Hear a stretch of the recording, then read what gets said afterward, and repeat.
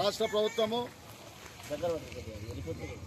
కాంగ్రెస్ అధినేత రేవంత్ అన్న గారి పెంచినటువంటి రిజర్వేషన్లను గవర్నర్ గారు కానీ రాష్ట్రపతి కానీ ఈ 42%ని బీసీల కోసము ఆర్డినెన్స్ రూపంలో కానీ చట్ట రూపంలో కానీ ఖచ్చితంగా అమలు చేసి తీరాలని మేము కాంగ్రెస్ పార్టీ తరపు నుంచి డిమాండ్ చేస్తూ ఉన్నాం. మరి ప్రతిపక్షాలైనటువంటి బీఆర్ఎస్ కానీ బీజేపీ కానీ కళ్ళు చెవులు మూసుకొని కూర్చుంటే లాభం లేదు. అన్ని పార్టీ లోపల కూడా బీసీ జనాభా ఉన్నది, బీసీ శ్రేణులు ఉన్నారు.